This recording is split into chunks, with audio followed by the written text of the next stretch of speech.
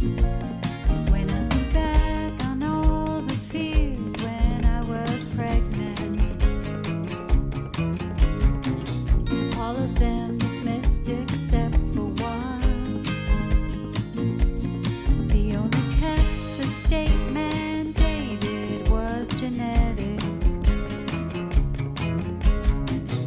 Looking for that extra chromosome. Hello, and welcome to the If We Knew Then podcast. I'm Stephen Sachs. And I'm Lori Sachs. Today, we are joined by our good friend Melissa Kynoch from Birmingham, England. We were first introduced to Melissa about a year and a half ago through a very popular BBC documentary series called Life and Birth. The series followed Melissa during her pregnancy with her second child, Bertie, and focused on her prenatal experiences surrounding his Down syndrome diagnosis. And we were inspired and moved by the impact that her optimism had on the television show and the foundation that it put down for really going in there and changing the perception of Down syndrome, demystifying the misperceptions, and uplifting our community. So we're so fortunate that we get to talk to her again today. Welcome, Melissa Kynoch. Melissa, thank you so much for joining us again. I'm very touched that you've asked me back, and it's a joy and a pleasure. Thank you. Well, we're so excited to see you, and we're excited to hear about it's been over a year. It's been Almost a year and a half. a year and a half, and the kids have grown, and When we first talked to you, how old was Bertie? Maybe he was about nine months. He's just turned 2. He was 2 a couple of weeks ago. So yeah, he's definitely grown. And when we first had you on, it was because we had seen your story on an interview you had done on the BBC. Yeah, it was a series that was set around a couple of the hospitals in Birmingham where we live, the maternity wards, and the film crew followed some families around for their pregnancy journeys and birth stories, and we were one of the families that were chosen to be featured. I remember when we talked, one of the things that was so surprising to you is the interest that they took with the fact that Bertie had Down syndrome. Yeah, I was very and still am blown away by the response that we've had as a family. I think the clip that the BBC One put on their Facebook page, I think it's been viewed over 14 million times now.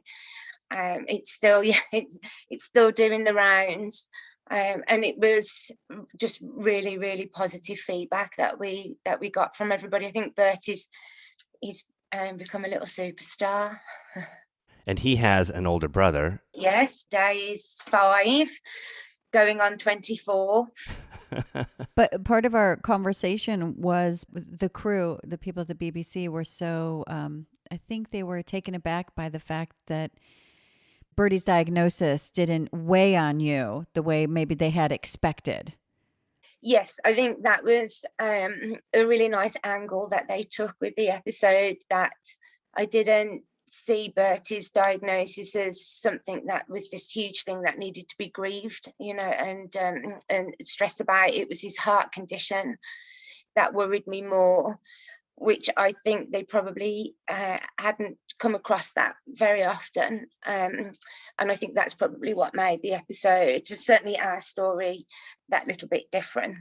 Right, because when we talked about it, you were surprised that your excitement over your son was such a big deal, because we discussed how the diagnosis is usually given to parents. So in the last year and a half, what is your insight as to the way that diagnosis is usually received or given, or how you're feeling about Bertie from the onset? Because one of the things we always talk about is the fact that one of the, I would say, biggest obstacles that's put right in our path right away is the way that a diagnosis of Down syndrome is delivered, the news, the way it's taken, the misperceptions that go along with it, and all of these things that they put on the family before we even get to meet our child. Yes, you can be really easily influenced right from the get-go. I mean, I had his diagnosis, and it was delivered in a caring, thoughtful way, but it wasn't being delivered like this was great news.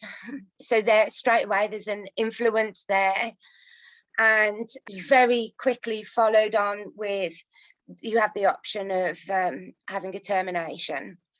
And if you, I heard a really good analogy that, say you want to visit London.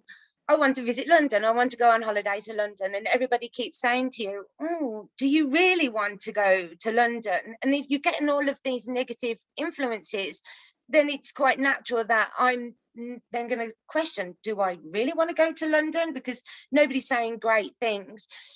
So I can really see how people can be influenced into going down the route of not continuing with their pregnancy. So a termination was offered to me immediately, and the next appointment that I had at the hospital, that was also offered to me again. And that's when I said to them, his name's Bertie. And please, I'm very happy that I'm having him, and please don't offer me that again. And it was never mentioned to me again. So I think there are still those influences.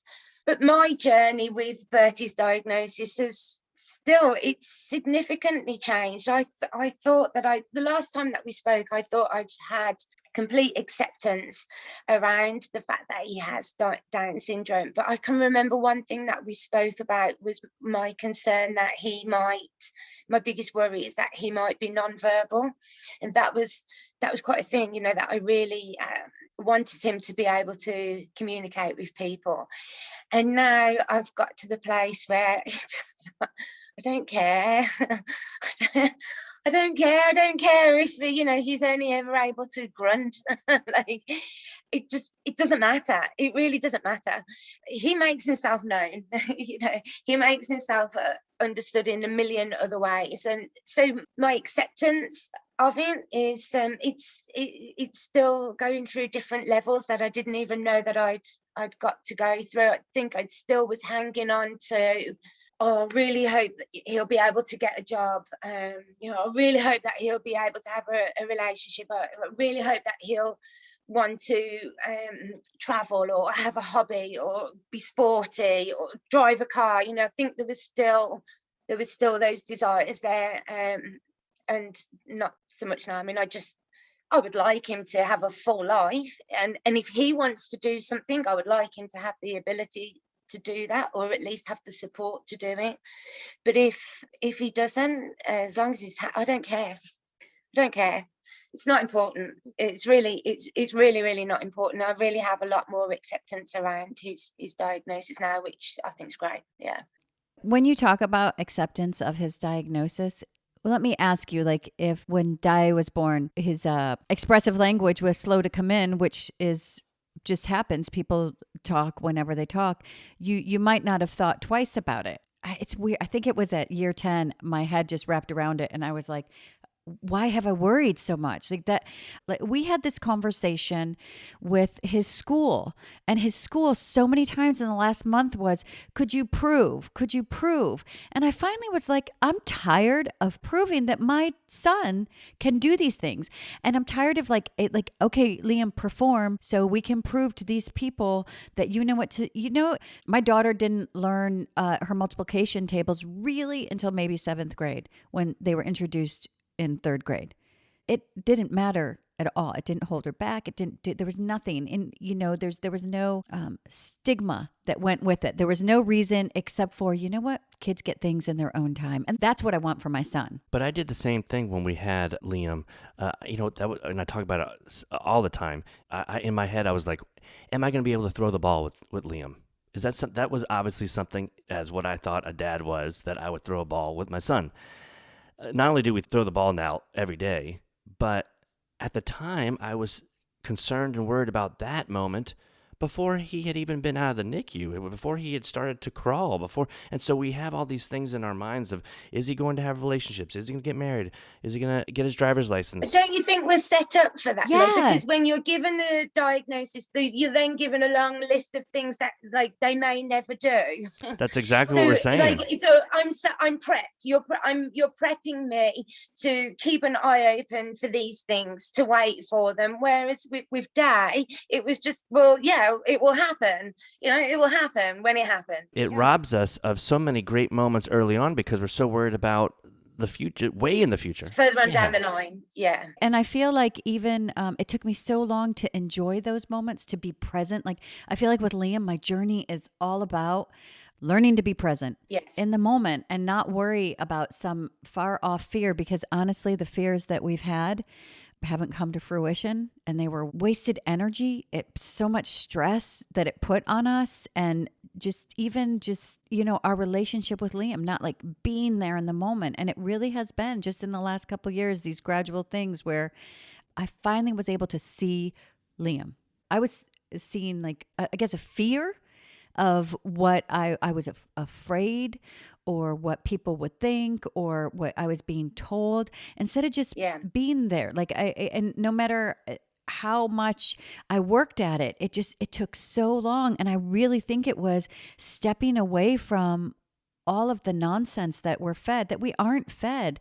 I mean, you could really give that list to any parent of any child. Yeah. Will they have friends? Will they be social? That's the same fear that you have for every child. Will they be happy? Will they have a job that they love? That's what you do as a parent. But for some reason, when it's handed to us, it's with like a little wink of, this weighs more for you. And it should honestly weigh less. Like, you know what I mean? If you're like, I feel like it just one, it puts limits. Two, it gives society the permission to then judge our child, to then, this is the stereotype. So we're just going to keep implementing these, barriers that your child has to go over. Well, we don't need to educate your child, because right here it says they're never going to get a job. They're never going to learn to read. All of those things that are not true. They're just not true, And we've never found anything out more from doing this podcast than all the success stories of people just doing and being themselves and doing things that nobody thought they could do. When we first started, we had such great early interventionists that we were very fortunate that the team that we ended up with for the majority of Liam's first 3 years were just solid, enthusiastic, and didn't propagate any stereotypes, especially Caroline, who was our child development. And she was just like, just be where you are and then move on to the next. When you're where you are, celebrate it and move on to the next, like you do with every child. But I feel like that was a big part of our conversation, and that I loved was that you went into this without like buying into the nonsense, really. Yeah. And do you feel like maybe in the last year and a half that since you've had to deal with more of the challenges that are put in your way, that's had an impact? I think it's come up for me more in the last year and a half, and I agree with everything that you said. I think also along with that, we set ourselves up for it with little things like being on a parent support group with other families that have got a family member with Down syndrome. So everything on my Facebook feed, on my Instagram feed, is like people with Down syndrome, and it's this, what they can do, what they can't do. It's celebrating milestones. So I'm highlighting it myself. I'm highlighting the differences between, I wouldn't do that stuff for Day. I'm a new support group for like mothers who've got 5-year-olds, mothers who've got kids that are obsessed with dinosaurs. I'm not on those support groups. So I myself buy into that constantly, like highlighting that there is a difference there. So I have to embrace that, because I need that, I need that support. It gives me kind of, education as well of what's available to Bertie, what he can achieve. But there is such a difference in abilities with Down syndrome. It's really hard not to do that comparing thing. I see like Chris who got Iron Man. It's like, oh, well, will Bertie be able to do that? And I don't think those things about, I don't see somebody competing in the Olympics and think, well, will Day ever make it to the Olympics? So I've kind of had to embrace that side of it, because I think I gain the positives way out and balance the negatives. I had a conversation with Richard, Bertie's dad, a while ago, and he had said that when he looks at Bertie, he doesn't think Down syndrome. Like, that was really alien to him. But when I look at Bertie, that's the Down syndrome, Down syndrome, Down syndrome. It's not a problem, but that's what it is. Down syndrome, Down syndrome, Down syndrome. And I really think that that's because everything in my life really is geared around Bertie being an ambassador for our favourite charity. Wouldn't change a thing, so it's advocating for him. I'm the one that does all the hospital appointments. I'm the one that's doing the Macathon signing with him. I'm the one, I'm doing the physio with him. Like, not saying that Richard's not involved, because he really is, but that's my job. Richard goes to work, and that's my job. All of my social media feeds, it's all different Down syndrome groups. So there is this Down syndrome, like ticker tape, there, which I don't get with Day. But it's not a bad thing. It's not a bad thing. But he's like a bit different, because he has Down syndrome. So I just want to celebrate that. Like, let's own it. Let's celebrate it. Like, let's like gay pride, isn't it? It's like, let's get out there and wear it as a badge of honor. And that's the approach that we've tried to take this last 18 months. Well, I think that's the thing, is that it's celebrating our individuality. And I even stopped saying differences, because I feel like, when we say, oh, we're all different, I feel like it's all of a sudden has this weight to it. Yeah. So I'm like, well, what is the better word? Individuality. We're all individuals. Totally. And I get what you're saying. There is a balance between advocating and awareness. And then what is real inclusion? Inclusion is experiencing the whole gamut. I feel like what we deal with as being advocates is because the journey with Down syndrome what we go back to, where the archaic beliefs start, is when they would take our children, say they had this life has no value, and institutionalize. Like, that's where we're coming from. And I feel a lot of the stereotypes come from a human life who was isolated and then not given any input. And I'm a strong believer that you could do that with my life, with your life, with Stephen's life, and you're not going to get too much of a variance from what the outcome is to do that to a human. However, they put the onus on the chromosome and say, well, this is what Down syndrome is, but it isn't. It is what the environment created. And I feel like that's what we're trying to come from. Yeah, you've still got to fight to get what they deserve. So Bertie can have the same opportunities as anybody else. So you can't sit back and hope that somebody else does it. I don't have to fight for Day for those things. But yeah, sure. And definitely there's still a fight to be had. I don't know whether you guys have followed the story lately with Heidi going to the High Court and the decision. I mean, that alone tells you how much work there is still to be done. And that decision, for people who haven't heard, is that there's a difference between when you can terminate a neurotypical child and a child with specifically Down syndrome, not and any other disabilities. And other disabilities. Basically saying that life isn't equal. And that's where it starts, but that's where the information starts, is you're starting before you're even born, telling everybody this child is not equal, this child is less than. It's influence, and there is no other way to look at it than influence in the way that people view people like our children, like our sons.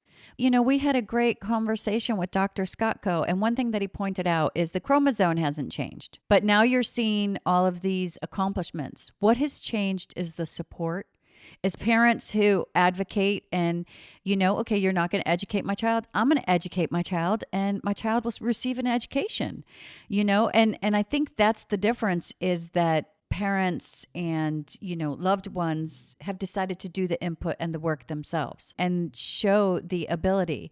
And what happens then is when you go on message boards, when you go on social media, you have people who have actually lived through the time where there were no supports, but they weren't able to do that. A lot of what we see, the variances that we see is, one, there's a spectrum of ability, right? But also one of the elements there is that what if wherever that ability was, that support had been there? The accommodations in school, the sign language, the Macatone, because I learned early on, because, in school they were like, special day class, he shouldn't be in school, he doesn't have the cognitive ability. And I learned to point out that my son has learned a second language to speak to you. He's done this work to talk to you. What He's have you trying done? really hard. What have you done to bridge the gap? Because he's working really hard to bridge the gap and you're not. And the way that speech works is all these different neural pathways. And the fact that Bertie's learning sign language, those pathways are, the cognitive. He's learning it. The expressive has so much to do with motor. It has so much to do with speech supports. There's the physical element of it. And instead of addressing those and giving us supports, giving our children supports, they'll just say, no, they're going to be nonverbal. And so there's a defeat right off the beginning. And I think as a parent, it's exhausting to always be fighting and overcoming. It's exhausting, and there are different times where I've given up. And I'm not like I give up, but I realized that I just got tired and I stopped doing that. And then all of a sudden, Liam starts to do it on his own. And it's the same journey that I had with Sophia, where, oh, look, when she got it. But it's a constant reminder. It's a constant reminder that I'm allowing other influences to come in. Do you feel that? Like there's that, when you say that it's Down syndrome, Down syndrome, Down syndrome, that there's just such a fine line of advocate and then almost where you buy into, I have to prove to you? Yeah. You're right. There's a fine line. Then I get reminded by, Here's an example though, where I know that there's still lots of work to do. So the doctors told us that Bertie would be infertile, that he wouldn't have children. And I grieved. Like I that was painful for me. And some of the reactions that I had from friends who love me dearly and wanted to say something that was comforting. But this is not people being mean. This is people that want to comfort me. And a couple of their reactions was, well, Day will have to have more children then. I mean, I know, I can see by your faces, you get that like straight away. They think they're saying something comforting, and I thought, how would they feel if they've got two children that are your typically developing children and they find out that their daughter is never going to be able to have children? And I said, well, maybe let's hope that your son has more kids then. They would be horrified. But because Bertie has Down syndrome, that's acceptable, and it's not acceptable. So then in those moments, I realised I've still got more work to do. And I think the way that we try and do it is, yes, we're advocating, but we try and do it in really subtle ways. I think people respond to it much better than feeling like they've got this mom like ramming it down their throat. And so I think every milestone that Bertie achieves that I share on Facebook or Instagram, that's changing people's perceptions, slowly but surely. So I can't stop, and it's not in my nature anyway. It's in my nature to fight for him, and I don't want to stop. And I just have to embrace the fact that I'm also pointing out that the differences with him. When I share a milestone, I'm pointing out the differences. But I have to educate. I can't not educate people. But if you look at any of your friends' Instagrams who have children, it's the same. Like every milestone is shared. What I would like for parents to not feel like it's any different for us. When I look at what our journey has been for 11 years, it's the outside perception. and it's how I take that outside perception. Am I going to own it? I have at times. Am I going to fight it? I do, like you said, in subtle ways. It's taken a while for me to get to the place of, I think it's my perception of what I'm doing. I'm doing the same actions. I'm celebrating every milestone, just like, we posted Sophia's graduation from middle school and her speech.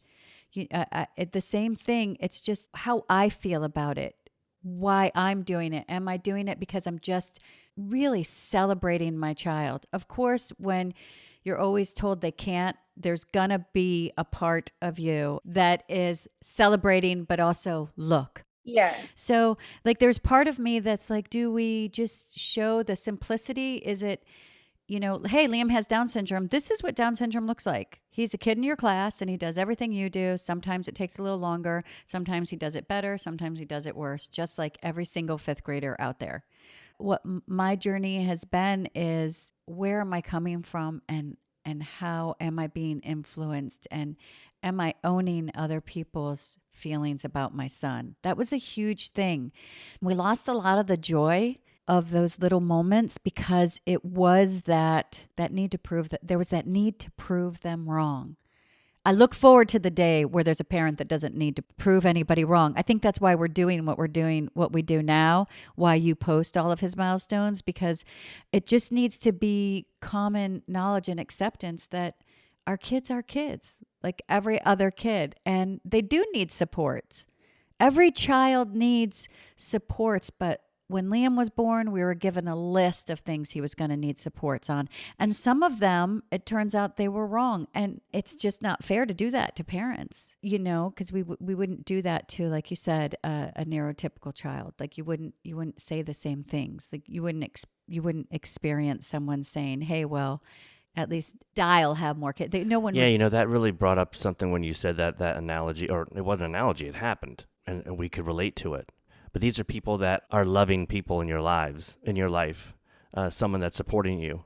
And it just shows the probably subconscious, but just their thought of our children with Down syndrome and our children without Down syndrome, that they're not equal. It's just deep inside.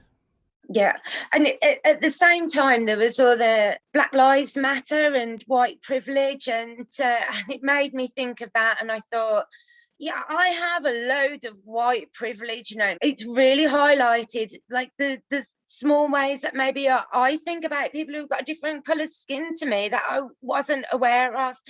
I'm learning. Bertie is teaching me so much. He really is. He's teaching me so much. And what I want to do is find a balance of educating without saying, look, he's different, so treat him differently. And it's just such a fine line between the two. I can post something about Day and maybe I don't know, maybe I'll get like 50 likes. Post something about Bertie and it's like 350 likes, which is really encouraging and it's fantastic. And I feel like he's got all this love and this support. But am I keeping that myth alive that you've got to be like this really superhero person to be able to parent somebody like Bertie? I noticed that will be a theme, a thread with some of the comments of Bertie chose the right mom, you're a superhero for doing this. And so I don't have a special skill set. I'm just a parent who loves their children. I'm not a superhero person, and it's always just am I finding the right balance? Gosh, that's a really good question and point, because our child's ability is the truth. I don't think that there's been much awareness of what the ability is. There's been the disability that's present. So it's new to people. And sometimes new is really imperfect because people don't know what to do. Do you know? And I try to come from the place that I think everybody is always doing their best. I always tell Sophia, that's their best. Sometimes their best sucks, but that's their best. And I do know what you mean, because we actually made a short once called The Saint because people, oh, what you're doing raising your child. I mean, you could say that to any parent, especially when there's a teenager. Every parent is a superhero, right? That's the society element. And I think if we're going to go out there and try to bring awareness to what the truth is and what the misperceptions and misconceptions are, that's what's going to happen. And eventually whenever we do like a video or something of this, I would get so many, I'd get a lot of comments, but my one friend was like, gosh, we're assholes. And I was, excuse my language. Can I say, should I not say that? Sure, you can say that. Yeah. She was just like, I'm so sorry, Lori. Like, because like I said, I think everybody's doing their best. I think because of the misperceptions that are out there about Down syndrome, people go, I couldn't do that. Yeah. Well, that's what they make you think Yeah. when they hand you a laundry list. That's what the doctors tell you. Yeah. You can't do this. That's what you're told. And so they look at you and go, man, you did it. Yeah. That's amazing. Yeah, I get that a lot. You're amazing. You're amazing. I couldn't do it. And I think, well, I don't do it. I don't do anything. I just raise him, like I don't. Yeah. I don't put like spandex on over my clothes with a cape. You just do what a parent does, right? Well, that shows you just what the perception of being a parent of a child with Down syndrome is. That shows you that society feels like it's first of all, you get the diagnosis and it's devastating. Your world crumbles, and then all these laundry lists of things that aren't going to happen, right? So how'd you get through that? How'd you do it? Well, you live your life. I mean, who doesn't have an obstacle that they need to figure out, that they didn't expect to happen? Totally. Look, I remember when he was about 1, up until he started nursery school at the age of 2, he would bite me. He'd bite anybody. And he would bite, and it got so bad. It was painful. It got so bad that I couldn't take him to soft play or with other children because I'd have this massive amount of anxiety because of he's gonna bite the other children. The parents are gonna be really upset. It got really bad. Like, Day is a typically developing kid, but he had this huge behavioral thing that kept us indoors. I think it's just being a parent. Like everybody's got something, right? Like everybody's got a thing. And that was, thankfully, he grew out of that. Bertie's at the moment is he throws things. If it can be pushed over, pulled over, thrown, then he'll do that. And he was at my mum's the other day, and within 30 seconds he destroyed half of her ornaments. I said, Mum, you needed to clear out anyway. And I guess the only difference with Bertie is that like if this is going to be a thing for him, it might just be a bit longer that he outgrows that thing, but he will I don't think you see like many people are like 15-year-old kids with Down syndrome that feel like they've got to throw absolutely everything that they can get their hands on. I mean, he'll outgrow it. We just got to I just got to put my big girl pants on and deal with it until that happens. The same as I had to deal with it when Day was biting everybody, little vampire. Totally. We used to let the kids sleep in our bed, like when they were, older, they'd come in our bed, maybe sleep the whole night in our bed. And our idea was, oh man, what are we doing? But like, there's going to come a time where they're going to be like, I am not sleeping in your bed anymore. Mom, I'm 21. I don't want to sleep in your bed anymore. And we're going to be upset about it. We're going to be like sad about it. Don't right? you want to snuggle me? But my question to you is, did it feel different to you when Day was biting people and Bertie is throwing things? Do those two things, do you feel like you have to compensate more for Bertie throwing things, or have you found the place where you're just like, they both do things, he did this and he does this? And it's a thing. It's just a thing. See, that's why you're wonderful. Yeah. It's a thing. I remember with Day, people would say to me, it's a phase, right? It's a phase. He will grow out of it. And I thought, well, this is a long bloody phase. So that was a really good lesson. That's what I say to myself with Bertie now. what I don't want to do is just dismiss to myself, like, and minimize how it makes me feel, and that it can be dangerous or scary, or things get broken, because I can easily dismiss and minimize my feelings. So I want to kind of recognize that's really hard. It's really tough. It's tough, but it's just not going to last. It's just a phase. So I don't feel that it's actually, it was worse with Day, because he was my first child. I got no comparison, and I really felt like I would probably have a 35-year-old son who couldn't go anywhere because he'd be biting people. But once he developed some language, that went. Right, because it's a behavior, and behaviors are to say something or to get something, or there's a purpose behind behaviors it. That's communication. Right. That's behaviors of communication, and that's how we. We do it. If you're not going to say your word, I'm going to show you something. I'm going to bite somebody if they're not listening to me. In some way, I'm going to bite someone. Yeah. But you said that there's you go through that whole thing with Bertie of you're not going to minimize. That's the element where I believe that the misperceptions and misconceptions take their toll, because we're working to treat it as equal, but then there's this thing of you do so much overthinking. Well, that's why you advocate as a parent, because there's so much misinformation or information that seems to be pushing us down, that as a parent you go, well, I want to show what's really happening and show other parents, because we know what it was like when Liam was really young. Well, I did the same thing, and I don't think I do it much anymore, but the comparison, because I see now that Liam's going to do everything he wants to do.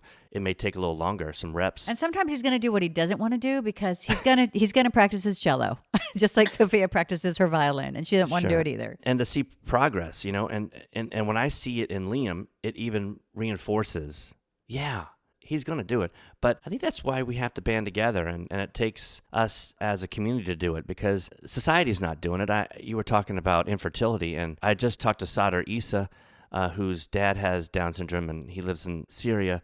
And it's like the fourth wave of this story of his going through social media, of a man with Down syndrome raising a child who is now an adult and in dentistry school. And I look at the comments. When I see this, I look at the comments on social media, and there's always several comments about, well, I don't know if this is true, because there's been 3 documented cases of a man with Down syndrome having a child. And I even talked to Sadr about it, and he was like, I know, I really feel like now I have to get a paternity test and archive it into the medical records to show that this is true. But, it's so hard on him. But it's about proving it. And why do we have to prove it? At some point, do we get tired of having to prove it? So there's that balance that I try to walk of advocacy and awareness. It's a part of advocacy. It is a part of, there is a part of advocacy that is, maybe it's more showing. Showing, yeah. I remember when our friend Mazen told us advocacy is just showing up. And we were just like, oh no, so much more than that. And then of course, like everything else, it just kind of trickles into my brain. And I was like, yeah, we just have to show up. We just have to be there. So maybe part of advocacy isn't proving, but it's showing. Yeah. It's showing up and showing. That is a minor shift, but it's such a shift in my psyche and in my heart and in my being that if I just have to show up, it's different than fighting. Tone, delivery, and timing. Right? And then if I just have to show you something and not prove it to you, because I'm just going to show you, Liam can read. I don't have to prove to you. I don't have to but I do. And I think where it resonates is inside me. It doesn't change my message. It doesn't change what I'm doing. It doesn't change my post. I'm going to show you what my son does. I'm going to show you what my daughter does. But with my daughter, I'm not trying to prove to you her ability. I'm just showing you. With my son, there's a part of proving. Yeah, look at the evidence. Like he can do this. Yeah. He can do this. He has worth.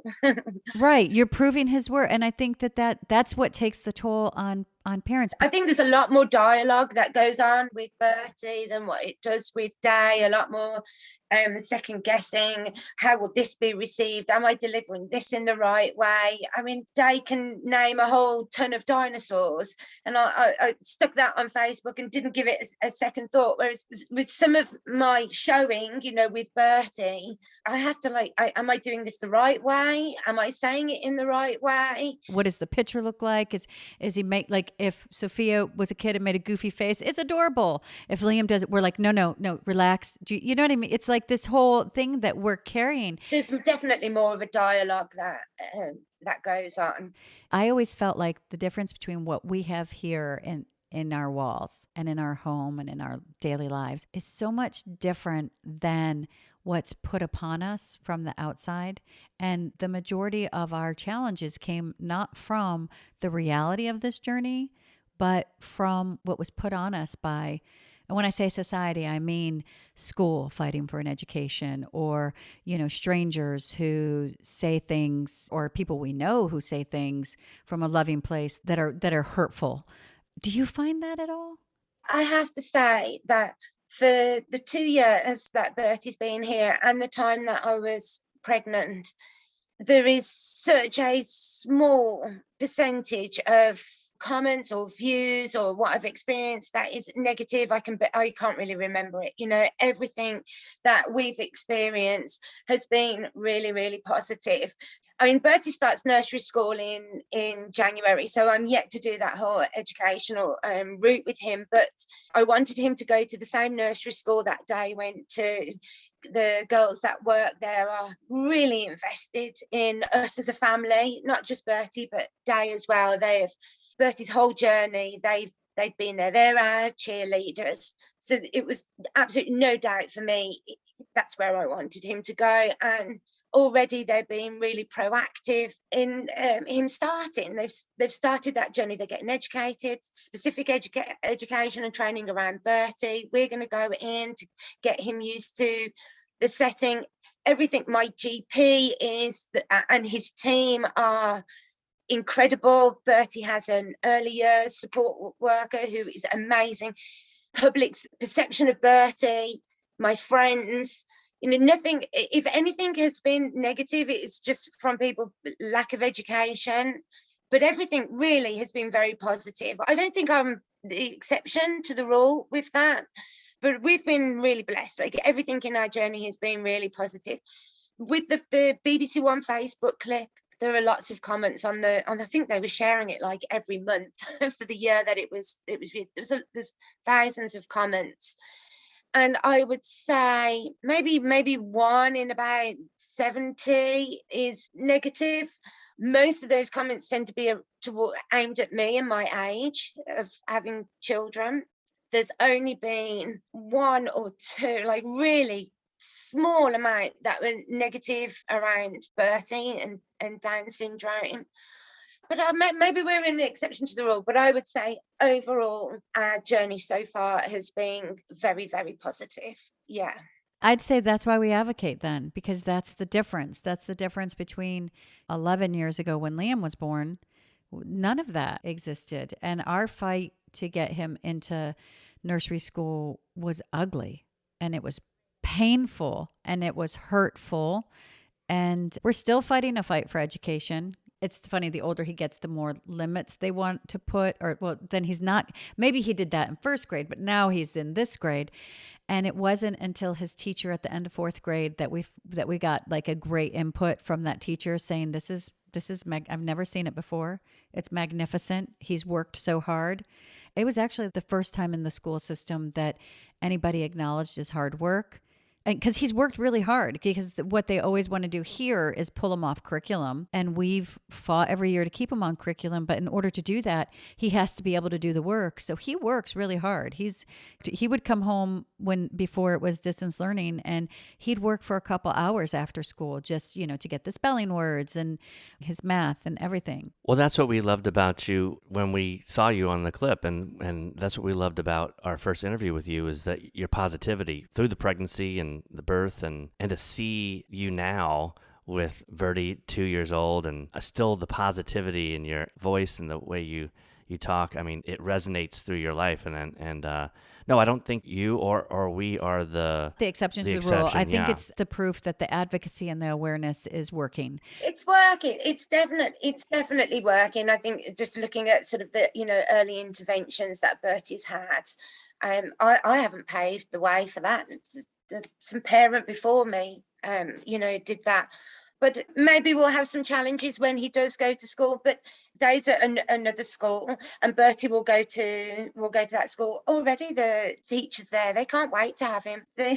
He's a little superstar. They can't wait to have him. Our journey has been really, really positive. I absolutely refuse to have anything negative in our world. There's the people who have commented negatively on Facebook. They're so close-minded. I don't try and advocate to them. I don't want to show them. They're too close-minded. They don't want to see it. I can channel my energy into the people who are open-minded and care about Bertie and want Bertie to have the same opportunities as what their children have or what Day has. I just refuse to have that negativity in our lives. As a family are doing really, really well. Yeah, we're doing really well. I would say we're very happy, very grounded. I would say all of us, this is the best that we've ever been. So yeah, I'm really lucky. Well, I think it's great. And I think the schools, like the nursery school and then the school that he'll follow, as he follows Day through school, the kids who come behind him, it's already going to be in place, right? Yeah. And there's already going to be an awareness and a knowledge and a knowing because they've seen it. And unfortunately, people have to sometimes see things in order to believe it. Whereas I think we have to believe in it and then we see it. And by doing that, other people can see it as well. But what I really wanted to know was, how has the year been? Is there anything that sticks out in your mind? And not just because one thing when Stephen just said, we love your positivity. We're advocates of every feeling counts. Every feeling is and that's something that especially, not especially with a teenage daughter, but with our daughter, that I just want to let her know that every feeling is real and yours and they count. And we don't have to, we always joke, we go into the stores and I know the hats they have the best intentions, but they say smile. Yeah. Sophia and I are always like, but only if you want to. That's what I want it to be followed by if you want. If you want, smile, and if you don't, that's all right. I'm a member of a 12-step fellowship, so we're all about feelings. We're all about the feelings. We're good. Our year it's been really good. I feel personally there's been lots of change for me this year. I realised not long after I spoke to you last time that I really was quite heavily traumatised from our long stay in hospital. A lot more than I think allowed myself, because I am strong and I am capable and I am positive and I'm driven and all of those things. I think I can gloss over, that I'm not allowed to not be strong, not allowed to do that. And I realised that I was actually carrying quite a bit of trauma from our hospital stay. So I've had about a year of therapy now, not just for that, but just some personal growth for myself as well, which has been life-changing, really life-changing for me. I have the most amazing therapist who has given me this set of tools and helped me develop the ones that I'd already learned over the last few years, but really given me an incredible set of tools that now I feel very anchored, very grounded and very comfortable and content, which I've said that a lot over the years, but really, really mean that in the long term now, not just in that moment. And I would say that's from day to day now. That's how me and the boys are living our lives. We're very, very content. I stop regularly, often throughout the day, because I am blown away with this life that I have. I'm like, if this is it, if this is as good as it's going to get, then I'm really happy with how life is. I really feel very, very content today and have done for a considerable amount of time now. And not everything's perfect, far from it, but I just feel more equipped to deal with those things. And the boys bring a lot of joy to. They're great. They bring a lot of joy to our lives. Richard's, too. That's been a big thing, I think, over the last 12 months as well, is Richard and I developing our relationship together. We've tried to be together as a couple, and that's that's not happening. I think Richard's just not emotionally ready for a romantic relationship, and that's okay. We are the best of friends. We video call like 4 times a day. We're going on holiday next week, take the boys away. We co-parent really well. We've really grown. The two of us have really, really grown. With the best of friends, really, really good friends, and we parent really, really well. And I think that has been, if I had to sort of sum up the year for me, it's been that personal development and development as parents, and all the rest is just, it's just fallen into place anyway, with looking after the boys. It's nothing dramatic or big has happened, but it's been my best year that I've had, without a doubt. Are there any other tools that you've learned over the last year that you want to share? Because I think that is I think what you just said, I mean, mental health is something that's so important. When you said how you have all these feelings, but you gloss over them because you think, maybe it's because people tell you what a hero you are. You're afraid to really show. Yeah. Oh, you're so strong, Mel. Mel, you're so strong, and I support a lot of people, and I have to be strong.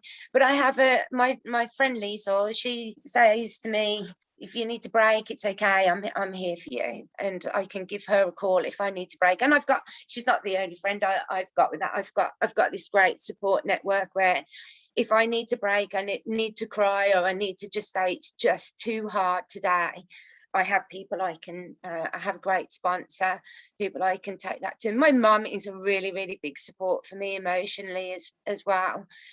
I think the big thing that I've worked on this year is changing some of those inner core beliefs of I'm unlovable, defective, broken. We've all got them to a certain degree. I'm insignificant. I'm old. Like all of that stuff. And I've really worked on those this year, that there can be situations where they get triggered, but that is not the inner dialogue that I have about myself now. And if they do creep in, that I tell myself that they are fleeting thoughts. That's all they are. That's a thought that will pass, and that's not where my identity is. Also, what I've reinforced is it's really important for me to do this sort of work with Bertie and in my fellowship, and to be a good member of my community, because that's where a lot of my self-worth is based in that. So that's where I create my identity, to be the best mom that I can be. A lot of my identity comes from that, and the rest it's just a fleeting thought, and it's not who I am. Yeah, that's what I've really worked on this year. It's so important to have a support system. Yeah, I'm like, my support system is like second to none. I have a WhatsApp group. There's about 40 of us, all women. We're a little family on our WhatsApp group. We meet on Zoom pretty much every day. Like before this, the nerves kicked in, so I messaged my group and I said the nerves are kicking in. Straight away, I've got responses from the girls like, you'll be great, Mel, enjoy it. I've got a whole cheerleader team behind me. That's something that I've really been able to appreciate this year as well. It's so important with who you surround yourself with. Like, I surround myself with people who are affirming to me all the time. They allow me to break when I want to. They allow me to swear or, get angry, lose my temper, be late, all of those things. They allow me to do that stuff. But ultimately, they think I'm great. My family think I'm great. They think I'm something really special. And that's really important, that I surround myself with those people. And that's another thing that I've really learned this year. And that's a really good point is, when we're talking about the messages that come into us, who are we allowing in our circle? that it should be people who think you're great. Hell yeah. And they'll tell me the truth about me because they love me. So they'll tell me the truth about myself, especially my sponsor. I mean, that's her job because I'm a mom. And I have my 2 boys, and I'm a mum of a kid who has Down syndrome, and I need to fight a bit harder for him. Unfortunately, that's just the way that it is.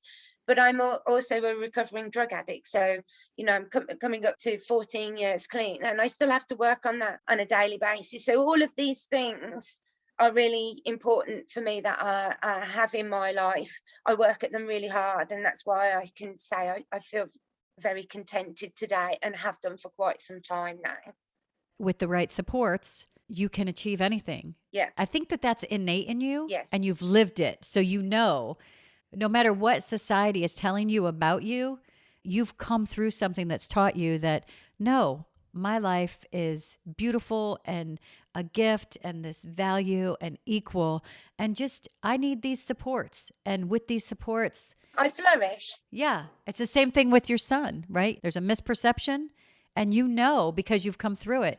And maybe that's what gives you that power, that strength to be such an advocate, because firsthand that a life has a value and lives are equal, and we are not what people tell us we are. Yeah. What matters is what we tell us we are. Absolutely. It's all what I believe about myself. It's that inner dialogue. It's my self-worth, my belief about myself, the relationship that I have with me is the most important thing. My relationship with me, if that is compassion-based and respectful and loving, in spite of me, everything else then falls into place. I'm so interested in your journey because I'll say that a lot of my journey, I'm a pretty positive person.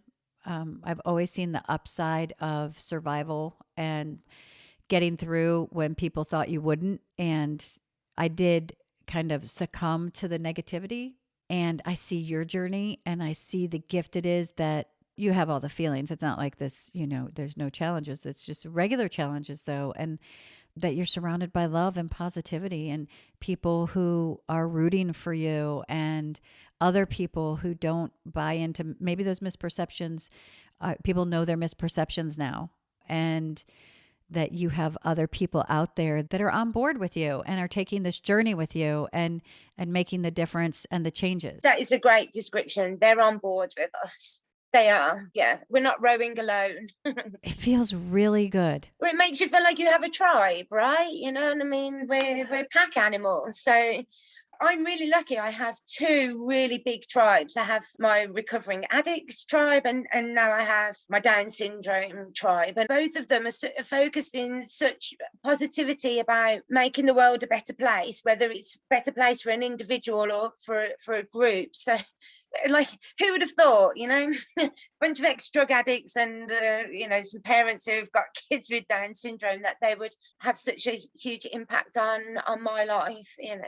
Other people might look at those things and think that there would be a downside to experiencing your life, but I just think they're huge positives. Well, I've mentioned many times that we have the bubble, and we keep this bubble sacred. And I believe that this bubble's going to always get bigger and bigger and bigger. And one day the bubble's just going to surround humanity and we're all going to be in the same place. And we're getting there. That's beautiful. We haven't said if we knew then in a long time, but if I could go back, I would just put my hand on my shoulder and just say, just be here and go along for the ride. Yeah. Because this is a fantastic journey that you are about to take, that most people will be envious when they see this journey that you're on. I mean, that's the stuff that I would go back and say to myself, like, what a ride. Yeah, it's an amazing ride. Thank you for your love and just all the light and goodness that you shed. Thank you, guys. Thank you. Please follow us on Twitter at If We Knew Then Pod. And you can drop us a line on our Facebook page at If We Knew Then Pod, or visit our website, ifweknewthen.com, to send us an email with questions and comments. And you can join our mailing list there and get alerts of future podcast episodes. All these links will be added to this episode's show notes. Thank you again, and we look forward to you joining us on the next episode of If We Knew Then.